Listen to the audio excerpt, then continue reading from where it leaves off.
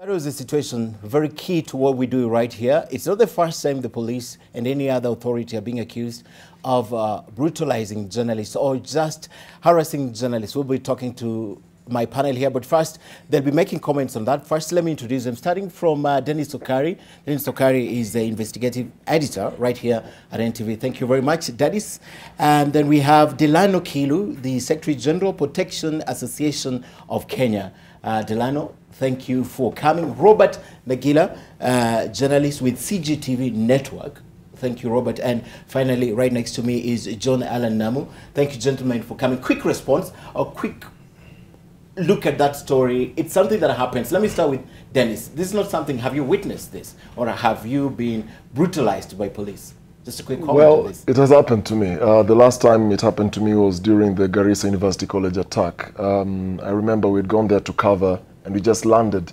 And we took out our cameras and we went near the gate to just film what was going on. And the military came and told us to just, you know, leave the scene. And as we were packing our bags to go to where we had set up our live unit, the military, for some reason, wanted just to see everybody out of the way. And they came to where we were as we were still parking. And they were rushing us out. And as we were parking, they roughed us up. They tore my shirt, I remember. And one of them took my phone, and he felt I was too slow in parking. And he took my phone, threw it away. It broke my screen. Then one of the soldiers who knew me kept talking to him, but he wasn't listening. And I realized I may end up getting injured. So I quickly just walked away with my torn shirt, had it fixed, and we were up and working again. All right, so it's happened to you. Let me skip and go to Namu. Have you ever been harassed by the police or any government authorities? Well, yeah, a number of times. But I think for me, it's not even the physical threats that for me were an issue. It's more those insidious threats to your person, to your family, that become more, you know, difficult to manage. Of course, the more recent one, or at least the one that lives in a lot of people's memory, is the threat to arrest after the expose we did on the Westgate attack. There have been others since, but I think it's a wider problem, and it's not just about the journalists on this panel. I think the Media Council of Kenya has statistics. About 2 journalists on average every day are attacked. And as we get closer to the election, that is likely to become, you know, something that's even higher, and it's a cause for serious concern. All right, yes. And of course, Robert Nagila, I remember the story you did, even in Nigeria, of police, the inspection. That's kind of harassment, right? Oh yeah, definitely. Look, the relationship between the media and the police is neither here nor there. I think it also depends on what you're reporting at that particular time. Anything that they perceive to be negative, they will definitely react in a totally different way, which may get you injured in the process. There's also this thing of police then going back to, no, these are orders from above. We were told to do this. They will not name the person. I like to put that in the category of the police also have their own sources. And I basically put it down to a lack of understanding in terms of what their role is and what the media's role is. And it's not just with the police. I've been a victim with a member of parliament, with a couple of politicians as well, some of their supporters. It's a lack of understanding of the role the media plays in society. And I think that is one of the fundamental problems as to why we see such incidents arising. Happening, all right, and because I'm right in the thick of this, my experience was last week during the State of the Nation address, and we had a couple of journalists just gathered by Parliament. So when the presidential guards came and we were already set up, they told us to move a little. But what happened after that was, so to say, it was one of the ugliest scenes I ever seen between the interaction between authorities and police. They pushed us away and we moved away. And when we felt we had gone far enough, a lady comes and says, "Tokeni hapa ama tuwabebe na vitu zenu." You know, that is lack of appreciating what we do as the media. So let me ask Kiilu, Do you find any justification then to this, and do you blame any sides? One, for lack of understanding, and secondly, for the journalists being overbearing, you know, and so courageous with this? First of all, you know, Ken, I think we have to be very clear on this matter. It's all about communication, and media is all about communication. And you can see even from all the examples that each one has given here, that it was all striving to communicate an issue or to actually gather information that would have helped with the communication of the issue, or the truth in this case, because media is all about getting the truth of the situation and then conveying that to the outside world or to the general public.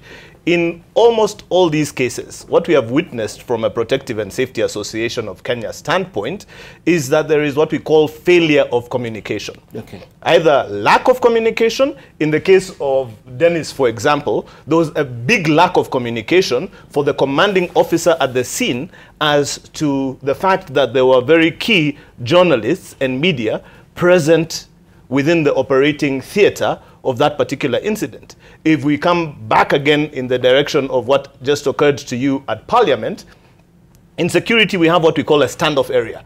Now the standoff area is one of the standard operating procedures. A standoff area must be applied always. So in the case of the Garissa University incident, obviously guys were maybe helter-skelter and then decided at the last minute to come up with a standoff area. But then again, this can go back into what we call the basic police or military training. And now for us, because my members are drawn from the professional circles of all these institutions, as well as private sector security and serving as well as retired, what we look at is, we look at, have these guys actually been trained on what a proper standoff area is? Because in proper training for security, there is always a very big difference that is set for media and the general public.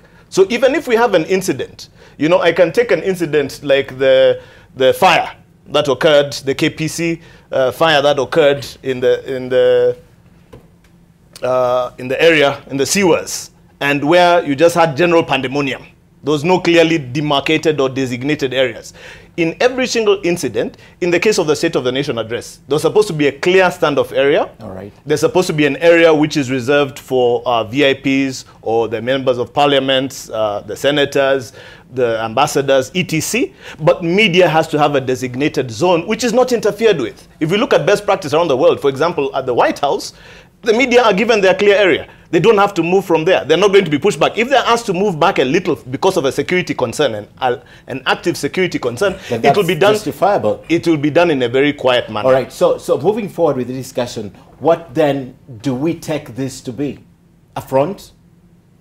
I think it's a lack. I really think I really think it's a lack of awareness. Okay. One, two. Lack of training. But as Kenya, we also need to come up with our clear standards for how we are supposed to behave, number one, as media, but number two, as the security forces. We have to have a very clear standard that says, thus far, no more. And then, of course, if these are the people who are telling your story, these guys are not going to tell your story in a nice way if you're going around hammering them on the head. All right, let's have Nagila. Yeah, no, I was just going to add, Ken, I think it's also dependent on the particular situation that has occurred. If it's a developing event, if it's an unfolding event, I'll give you the example of the attacks in London last week, where it had just occurred.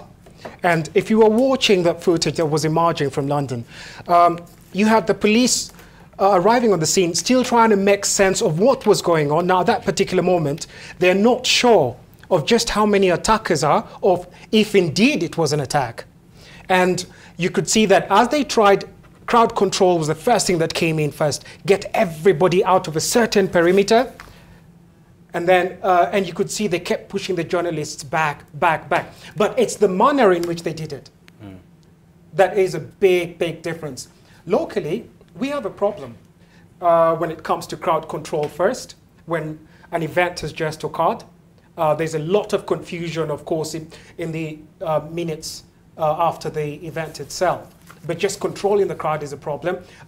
Even if you identify yourself as a journalist, nobody really wants to know within that confusion. And those are things that they need to sort out immediately. All right.